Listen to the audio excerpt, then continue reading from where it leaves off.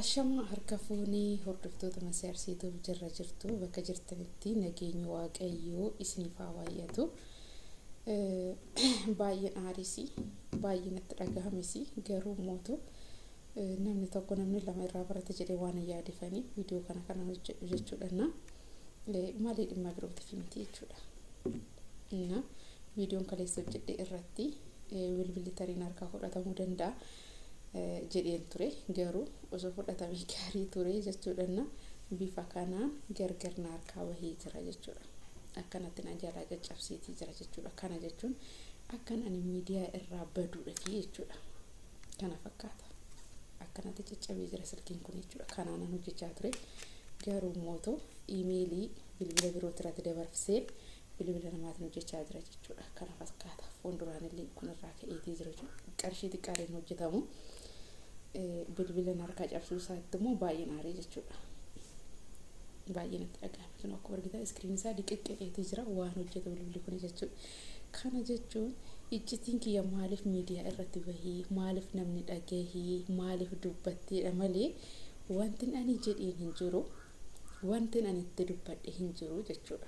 Asirratti hin dhagahamu jedhameeti kan yaalamaa ture garuu mootu ani kanas nan dhagaa jedhee gara mana kanaa hin dhufne durumaayyuu gara mana sanii haa deemnu haalaallu yoon jedheen eeyyamamaa hin turre jechuudha. Sababbiin isaa waan asitti dhoksee jiru waan jiruufiyyuu ifa baasee dubbachuu hin barbaadus akkanaan as dhufuusi hin barbaadu jechuudha. In ta'uu jedha. Anis yeroo baay'ee dirqisiisaa hin turre sababbiin isaa geeroon itayya turetti hojiirran ture waan ta'eefiyyuu hojiin hojjechaa ture waan ta'eefiyyuu biiziin ture waan ta'eefiyyuu jechuudha. Sababbiin isaa ajajaan hojjetama guyyaadhaan baha waan ta'eef tajaajilli yeroo qabu hin jiru biizidha jechuudha. Hojiirraa kanaafee wanti ani kana jedhee san jedhee namaa wal argee waan garagaraa baree beekaa ture hin turre jechuudha. Gaafa namni waan tokko nuun jedhu sobaa jennee fudhanna. Erganas dhufee reefoon ji'a guutaa ji'a keessatti namni waan akkanaati osoo beektuu jiraachaa jirta jedhee namni dhufee natti himee jechuudha. Amanuudhaafis baay'ee natti ulfaate. Kam akkan amanus kam akka soba jedhee fudhadhus natti ulfaate ana jechuudha. Eenyumaan iyyuu yoo ta'e jireenya gadi gufilaata namni kun kan akkana naan jedhamu dhuguma wanta akkanaatti jiramoo jedhee baay'ee natti yaadisi garuu mootu gara kanaan deebi'ee qabeenyi kiyya qisaasuudhaaf yookaan immoo na jalaa hir'achuudhaaf baay'een aare. Dubartii osoo taate homaa jechuun miti dhiirris yoo barbaade waliin deemuu danda'a mirga isaati. Garuu mootu daa'ima homaa gochuu hin danda'u jechuudha. Yeroo ammaa kana keessatti DNA'n jira misikiriin jiraachuu danda'a namni waan garagaraatiin baratamuu danda'a jechuudha.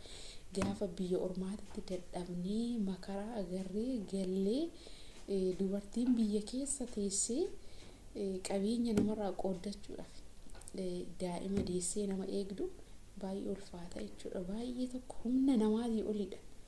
Hanga ammaatitti miidiyaa irratti bahee natsaannatiidhaan akkan hojjedhu naaf eeyyamamaa hin turre garuu mootu haa ta'u jedheetu dhiisaa ture malee garuma duuba jechuudha dirqisiisaa. Maaliif miidiyaarra yoo hojjette booruu waan kana dhageesse gadi baastedha jedhamee waan yaadamuu fi ani mootu sodaachaan ture. Amma garuu wantin sodaadhee duubatti na deebisus tokko hin jiru jechuudha.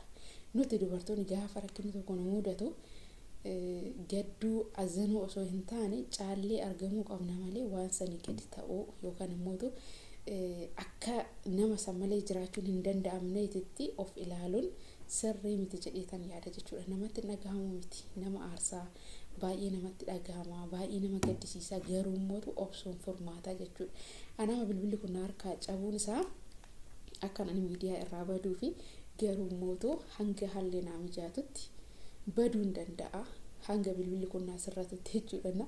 Amma bilbilli namaatiin kanan viidiyoo waraabaa jiru yoo haalli naaf mijate bilbilli kun asirratti deebi'ee hojjechuu hin danda'a. Hanga bilbilli kun asirratti bichaadha kanan turu jechuudha.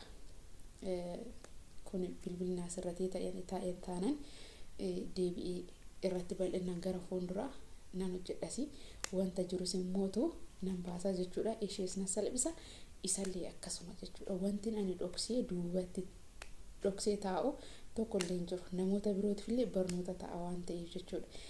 Shamarran biyya Arabaa nama tokko lama osoo hin taane baay'ina namaa miidiyaarra hin ba'an malee rakkoon akkanaa inuma mudata waanuma jirudha. Dhiirri sun yookiin hojii isaa irratti hojjetee mana ijaaree waan garaagaraa sirreessee eeguu danda'a. Garuu duubatti immoo wanti inni hojjetu hin beekamu jechuudha. Wanti nuti irraa beeknu hin jiru jechuudha. Gaafa namoonni nutti himan garuu soba jennee fudhanna malee dhugaadha hin jennu sababii nama sana amannuuf jechuudha. Yeroo muraasa keessatti kana baruu kootiif baay'ee dasna jedhasi baay'een gaddasi. Gaafa namni osuma beektu jedhanii gaafa na gaafatanii anaaf gaafii natti ta'aa ture jechuudha. Namni osoo beeku nama jireenya biraa qabu waliin hin jiraata hin yaadu jechuudha. Maal akka murteessus eenyurratti akka murteessus maal akkan jedhus maal akkan godhus hin beeku jechuudha. Malli na jalaa badeetii jira yeroo ammaa kana keessatti. Garuu of eeggannoo cimaa godha. Nama hin amaninaayi. Namni sun akkana nuun jedheedhaaf miti lakkii wanta akkanaa nuun jedheedhaaf dhugaadha jennee fudhachuu hin barbaachisu. Kan biraa xisaa deemnu ganzaba keenya yeroo keenya nuti dubartoonni jechuudha. Biyya ormaa keessatti dadhabbii maal akka ta'e baay'inni keessan ni beektanii. Daa'ima Arabaa waliin makaraa agarree hojiin isaanii akkasii. Ani garuu akka mana tureetitti baay'ee ulfaataa ture jechuudha. San dabarsinee dhufnee har'a namni biyya keessatti akka barbaadetti bashannanee oolee osoo itti hin laffa'in osoo waa tokko hin ta'in daa'ima sana nama sanarraa qaba jedhee qabeenya qooddachuudhaaf qophaa'ee nama eeguu jechuun baay'ee ulfaataa jechuudha. Maal gochuutu danda'ama? Maal jechuunis ni danda'ama. Giraan agabbee wanta naasa'us na jalaa badii jechuudha. Isuma dhugaa dubbachuudhaaf osuma keessi kiyya gubatudha kanan kolfu yeroo ammaa kana keessatti jechuudha. Tokkoffaa miidiyaa irraa baduu kiyyaafis immoo na gaddisiisa. Hanga tokko koomentii namootaa dubbisuun jabaadhu ayisuuf namoonni namaan jedhan yaada gaarii namaaf qoodan nama jajjabeessa miidiyaa irratti jechuudha. Yaadni namoota nama jajjabeessatti kan deemu. Garuu hin darba wanti hin dabarre hin jiru. Rakkina kana keessas nan darba jedheen yaada. Gaafa bilbilli naasirratti walitti deebi'uu dandeenya. Hin beekamu haala mijeeffadhee wanta hundaayyuu sirreeffadhee maal akka jiru maal akka godhamuu qabu jaarsummaadhaan immoo gara eeggiitiin immoo garamiin akka deemamu kan waliin ilaallu ta'a jechuudha. Isiniifan qooda maaliif irraa barattan jedhee waan hin yaaduufi warroonni haala kanaan shawwadamaa jirtan jiraachuus dandeessanii jiraachuus dhabuu dandeessanii hin beekamu waan ta'eef jechuudha. Kana caalaa wanti naasa'us hin jiru waan ta'eef keessi kiyya na aarii jira waan ta'eef osuma keessi kiyya na gubatudha kanan kolfu jechuudha. Hanga viidiyoo birootti walitti deemutti turtii gaarii.